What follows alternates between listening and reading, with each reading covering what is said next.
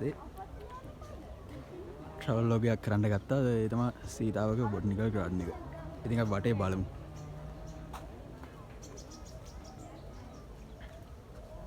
ඉතින් අපි අක්කා ඉන්නවා. ඕකේ.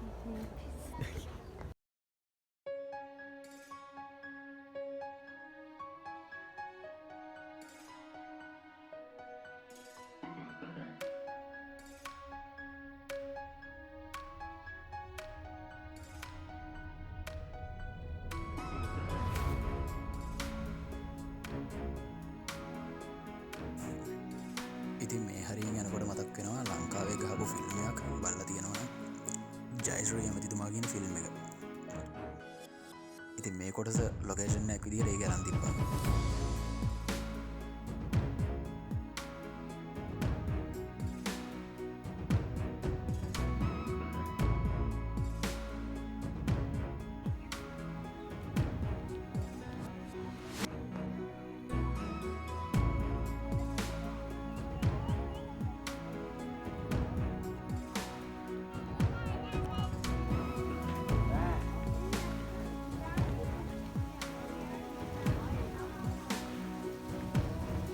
කොළඹුරේ ලස්සන කියලා බලන්න තියෙන තවත් එකක් තමයි මේ බොටනිකල් ගාඩන් එක.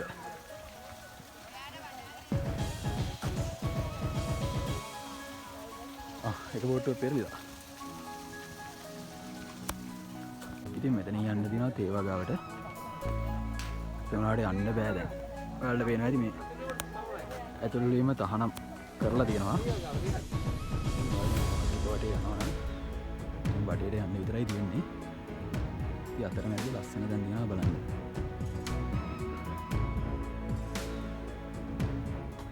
ඉස්සරහට හම්බු. ඉතින් ගයිස් ඉස්සරහට ළඟම හොඳ පොට් එකක් එනවා. ඉතින් ගිහින් බලමු මේක අවුවත් සැරයි ටිකක් ඉතින් ගියාම පොඩි කූල් එකක් දැනෙනවා.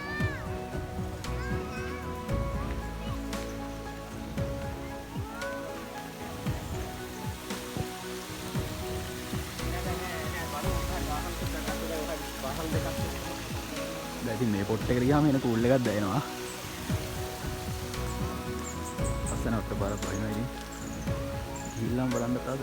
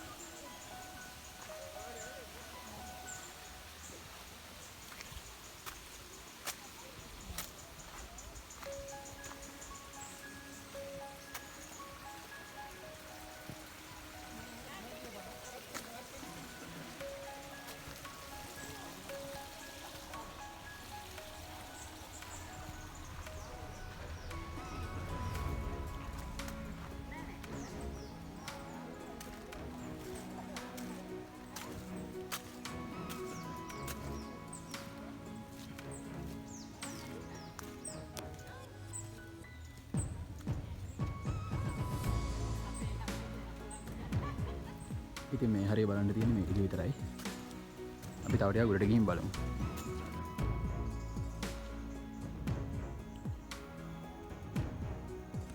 ඉතින් මුර හරිය කොච්චර රස්නයක් තිබ්බත් මෙන්න මේ හරියට ආපු ගමන් එන සීතලයි.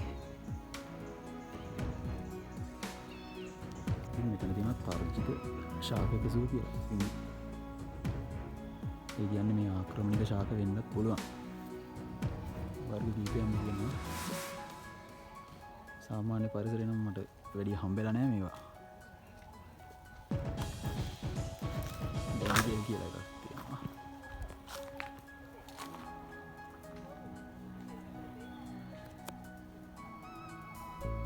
ඊට පස්සේ මේක නා වගේ තිබ්බට මේකේ නම නම් ගහලා නැහැ. තර්ජිත ශාක කියලා එතන අදහස් කරලා තිබ්බේ සමහර විට මේ ආක්‍රමණික ශාක වෙන්නත් පුළුවන්.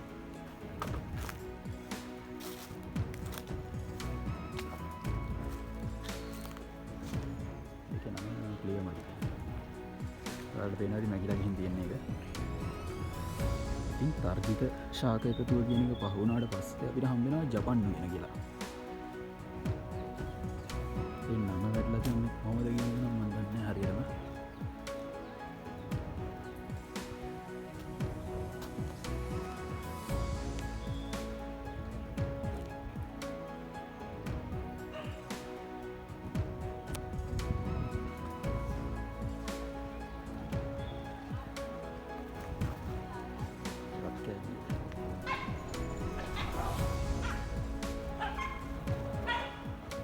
ජපාන් වලට යන්න තියෙන්නේ මෙතන. ඉන්දියන් සල්ලක් වෙන්න තියෙනවා.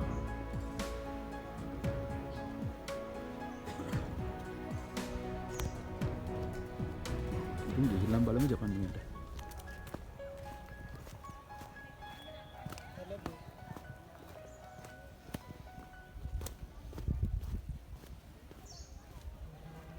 මම 2024 කියන්නේ කලින් අවුරුද්දේ ආවා. ඔයාලට මෙච්චර වීඩියෝ ටිකක් කරගන්න බැරි වුණා ඒකේ. මම මේ දෙවෙනි පාරට තමයි මේකට ආවේ.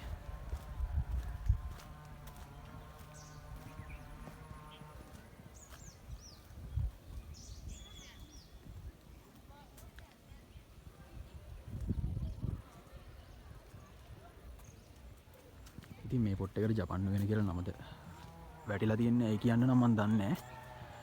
ඉතින් දන්න කෙනෙක් ඉන්නවා නම් පහලින් කමෙන්ට් එකක් දාන්න.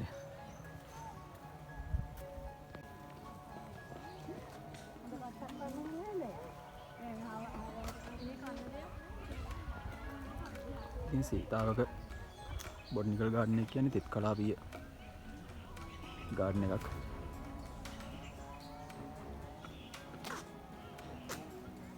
එතන තිබ්බ ඉන්ස්ට්‍රක්ෂන් ටිකක්. ඉතින් මෙතනින් තව උඩහට ගියාම හොඳ තැන් හම්බෙනවා. අපි ගිහිල්ලා බලමු.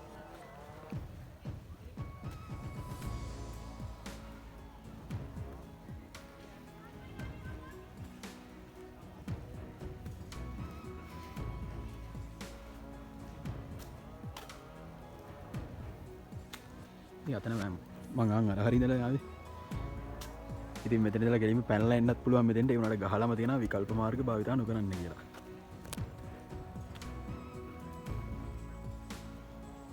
ඔයාලා මගේ Facebook account එකේ profile picture එකක් දාගෙන ඉඳලා නිල් පාට ෆොටෝ එකක් එක්ක මේ මෙතන වාඩිලා ඉන්න එකක්. ඒ 2024 ඇවිල්ලා ගහ ෆොටෝ එක.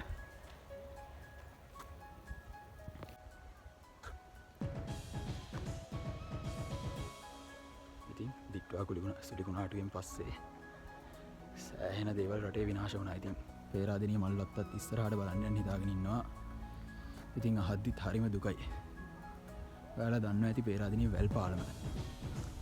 ඒක මහවැලි ගඟ දිගේ ගහගෙන ආපු ලී කොටන් ගස් කෑල්ලි වගේ දේවල් වැදිලා කඩාගෙන ගියා. ඒ වගේම පේරාදෙනියයි නුවරයි යාවෙන්න තිබ්බු යකා පාලම. ඒ පාලමත් විනාශ වුණා. ඉතින් එතන ඉඳලා නුවර දක්වා දුම්රිය ධාවනය කිරීමේ හැකියාව ලැබෙන්නෙත් නැහැ. ඉතින් මටත් දුක හිතුණා. දැන් මම ලබන අවුරුද්දේ මාර්තු වල ආයේ ට්‍රේන් රයිඩ් එකක් යන්න හිටියේ. පොල් ගහවල ඉඳලා නානුවයට. දැන් ඉතින් ඒක යන්න වෙන්නෙත් නැහැ. හරි දුකයි. ඉතින් එහෙම හද්දී එහෙම කතා කර කර ඉන්න ගමන් දැන් ආවා රුක්මියට. ඉතින් බලමු ඉස්සරහට. මම නම් හිතනවා ලබන අවුරුද්දේ මේ වෙනකොට වගේ දුම්රිය මාර්ගය විවෘත කරයි කියලා බලමු. අඩුම ගානේ 60 දක්වා හරි විවෘත වුණොත් හොඳයි. ඉතින් සිරිපාද යන කෙනෙකුට ප්‍රයෝජනයක් ගන්න පුළුවන්. ඉතින් උඩට නැගගෙන ඉද්දී ආද මේ පේන්න තියෙන රුක්කු යන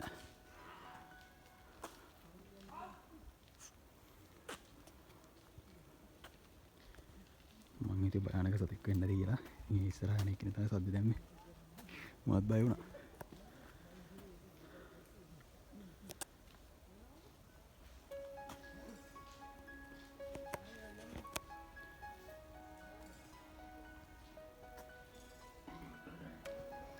ඉතින් උදේම වගේ ආව නම් ටිකක් අවසර දැනෙන්නෙත් නැහැ. ටිකක් සීතලට තියෙනවා මෙතන.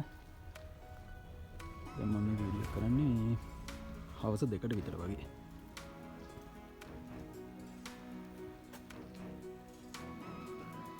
ඉතින් මේ කැලේ නැද්දෙන් යද්දි අවුවේ සරත් ටිකක් විතර වගේ වදිනවා.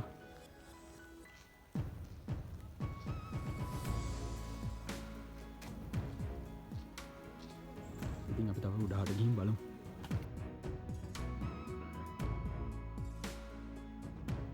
ඉතින් ඔයාලට පේනවා ඇති වේගෙන් දුවගෙන වගේ නැත්තම් ඒ සමහර සෙරප්පු වර්ග තියෙනවා. ඉතින් ඒවා දාගෙන එන එක අතිශය භයානකයි. ඒ බෝඩ් එක ගහලා තිබ්බා වගේ ඔයාලට පේනවා ඇති මේ. ලිස්සුවොත් ඉතින් වෙන දේ හිතා ගන්න පුළුවන්. ඩෙක් ෂූස් වගේ දාලා එනවා නම් වඩාත් හොඳයි. නැත්තම් අනතුරුදායකයි. දැන් මෙතනින් එහාට මම විතරයි ඉන්නේ. උඩට යනවා. තාම ඉන්නේ අපි රුක්කුයනේ.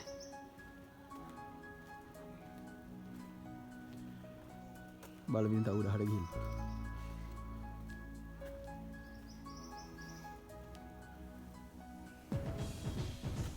ඉතින් රුක්කුයන පහු කරගෙන ටික ටික ඉස්සරහට එනකොට ළඟම හම්බ වෙනවා පාක් එක රෙන්ට් වෙන තැන පේන්නම තියෙන view point එක. ඉතින් අපි ඉක්මනට යන්න දෙන්න.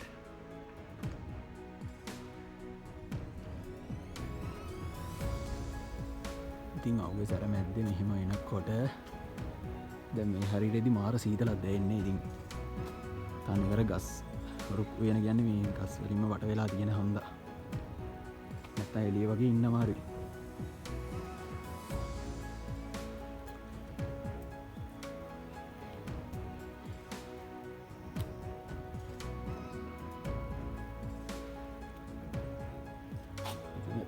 ශාකනන් ටිකක් ලස්සනයි. උඩරට දුම්රිය මාර්ගයේ එහෙම යනකොට දුම්රිය මාර්ගයේ දෙපසම වගේ දකින්න හම්බෙන්නේ මෙන්න මේ જાති වලට. ඉතින් දුම්රියෙන් බදුල්ල දක්වා ගියපු කෙනෙකුට වගේ මේ අත්දැකීම ඇති.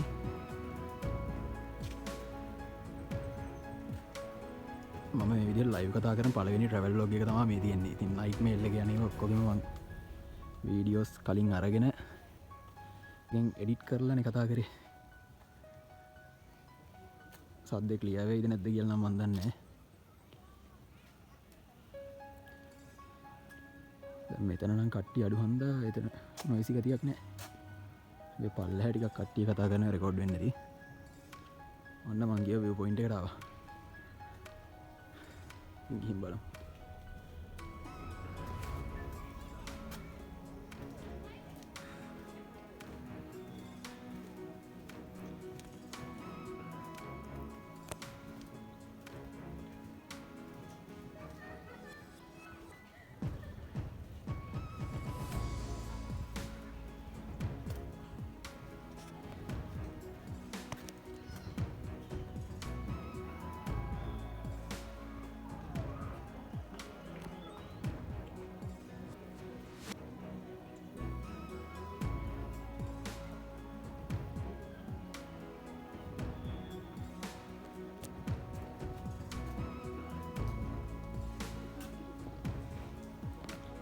ඉතින් මේ තමයි view point එක. මම ඔයාලට පෙන්වන්න ඇති පහළ ඉඳලා ආපු ටික. ඉතින් තව ටිකක් උඩට ගිහලා එතනින් ආපහු පහළට යන්න තමයි තියෙන්නේ.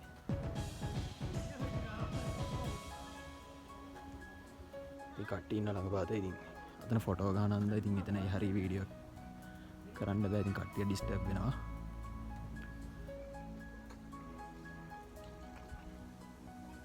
ඉතින් අතනින් මෙහෙම ඇවිල්ලා එතනින් මෙහෙම වෙන්න තමයි හදලා තියෙන්නේ.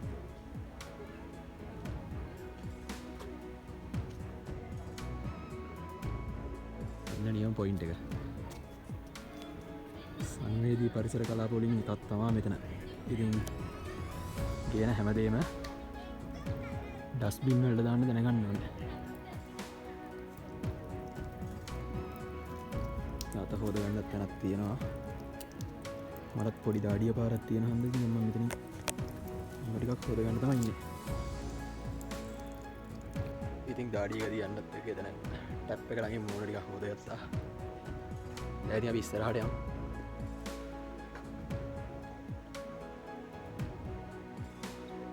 ඉතින් ගොඩක් දේවල් නම් මේ ගාඩන් එකේ බලන්න නැහැ.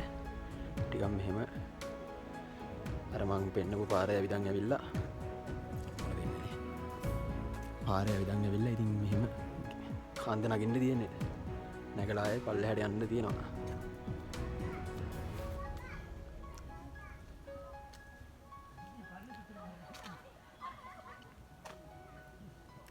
ඉස්සරහට හම්බෙමු. ඉතින් විශේෂම දෙයක් කියන්න තියෙනවා ඔයගොල්ලන්ට. දුම්රියෙන් ඍජුවම කොළඹ ඉඳලා බදුල්ලට යන්න බෑ. ඉතින් මම කියන එක ප්‍රායෝගිකව දන්නේ නැහැ. ඉතින් කැමති අයට ගිය හැකි කොළඹ කොටුවේ ඉඳලා ටිකට් එක ගන්න අවිස්සාවේල ට්‍රේන් එකේ ගිහින්.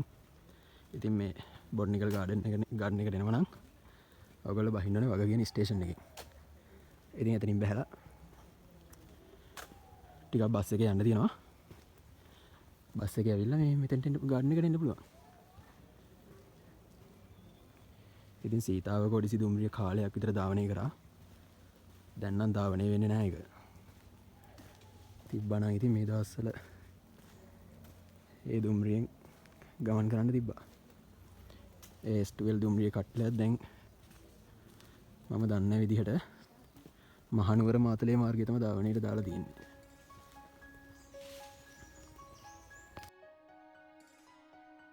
ඉතින් ටික ටික උඩට නැගගෙන ඉද්දි දැන් ළඟ හම්බෙනවා ග්‍රවුන්ඩ් එකක්.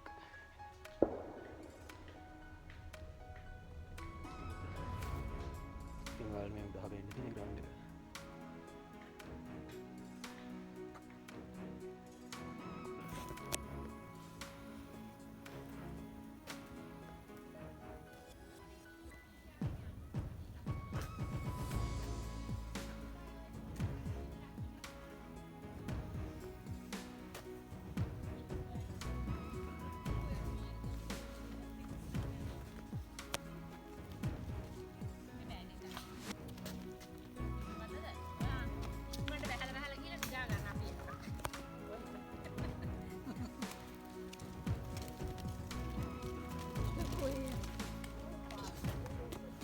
ඉතින් ගයිස් මේ උඩ තියෙන ග්‍රවුන්ඩ් එකට කියන්නේ මුදුන් උයන කියලා.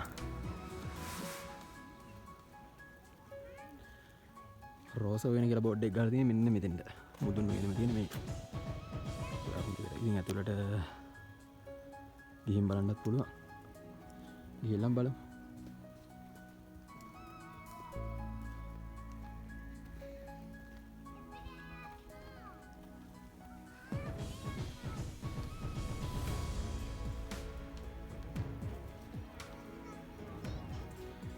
ඉතින් මං කලින් පාර ඇවිල්ලත් මේකේ වීඩියෝස් ටිකක් ගත්තා. ඒ වුණාට ඒවා දැන් නැහැ. SD කාඩ් එක ෆෝමැට් වෙලා ගියා. ඉතින් සෑහෙන දුකක් දැනුණා. අර 900 දුම්රිය ගමනෙත් සමහර වීඩියෝ ගොඩක් විතර ඒකේ තිබ්බා 4K දාලා ගහපු වීඩියෝස් එහෙම.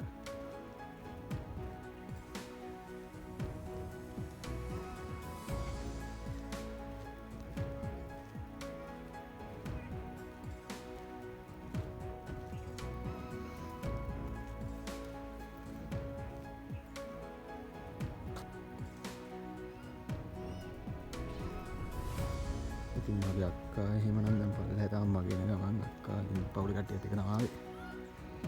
මට ටිකක් මේ වීඩියෝස් ටික කරන්න ඕනේ හන්දම ඉක්මනින් උඩට ආවා. ඉතින් මුදුන් වෙන පහු කරලා දැන් පහළට බහින්න පටන් ගත්තා.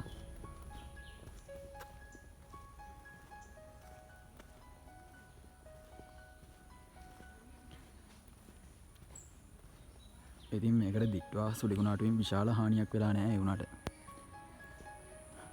මං මේ ගාඩන් එකේ ඉන්න සිකියුරිටි ඇන්ටිගෙන් ඇහුවා සාමාන්‍යයෙන් මේකෙදි මොකද උනේ කියලා. සාමාන්‍යයෙන් අර පහළ තියෙන පොකුණු ටික පිටාර ගල්න මට්ටමට වෙත් තියෙනවා. අර මුලදී ඔයගොල්ලෝ දැක්කේ මේ හංස බෝට්ටුව පෙරලා තියෙනවා. ඒ සිද්ධිය එකක් තමයි.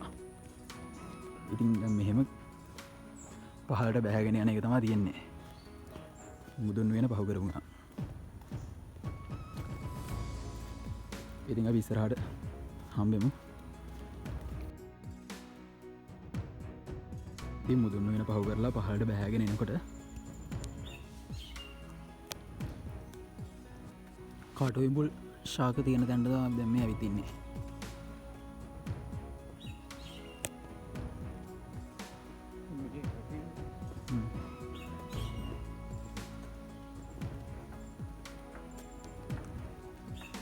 ඉතින් ඔයාලට පාර පේනවා ඇති. ඔහොම ගිහලා පහලින් යන්න තියෙන්නේ.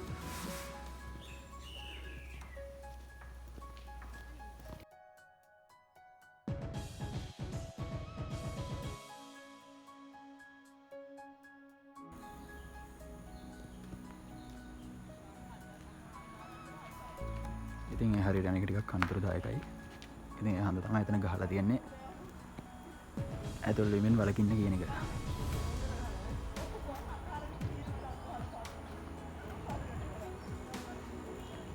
ඉතින් පල්ලෙහාට බහිනවා නම් කෙලින්ම මෙතනින් තමයි යන්න තියෙන්නේ. අර උඩහ පේන්නේ අපි ආපු පාර.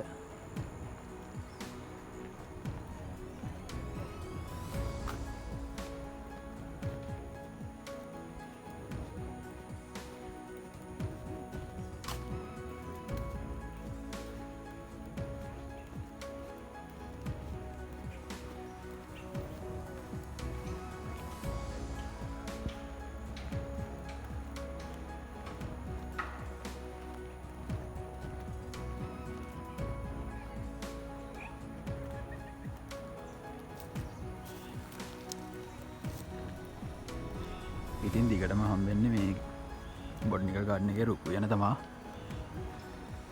ආර දකින්න ඉතින් එක දිගට මේ බෝඩ් එක ගහලා තියෙනවා. ඉතින් පහළට බැහැගෙන එනකොට රුක්කු වෙන පහු වෙනකොට උන් පළතුරු යනක් හම්බුණා.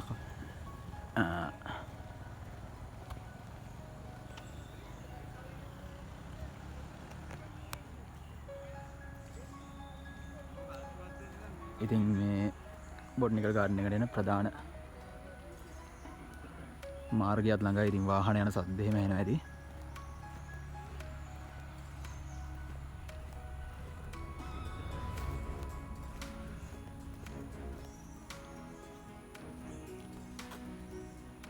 ඔන්න ලංකාවට ආවෙන්න දංශාකේ හම්බුණා. දන්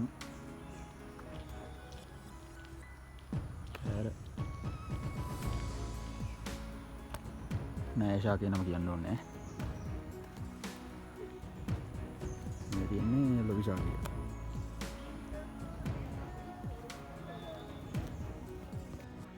ඉතින් සීතාව ගාඩන් එකේ දැන් ආරම්භ කරපු තැන ඉඳලා මෙහෙම වටයක් ගිහිල්ලා ආපහු මුලට ආවා. ඉතින් අර පිටිපස්සෙන් පේන්න තියෙන්නේ ආපු පාර.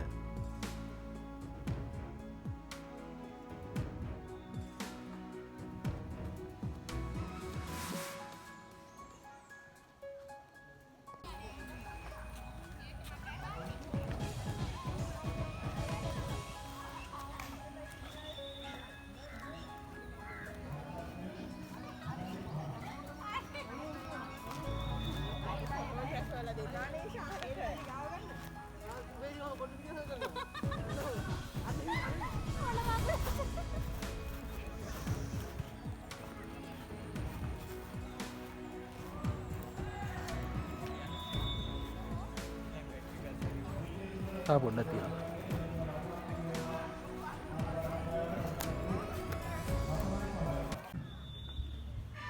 ඉතින් වීඩියෝ එකේ පටන් ගත්ත තැන ඒ කියන්නේ හරියටම තමයි දැන් ඉතින් වීඩියෝ එක ආපහු මුලට ආවේ. ඒ කියන්නේ අර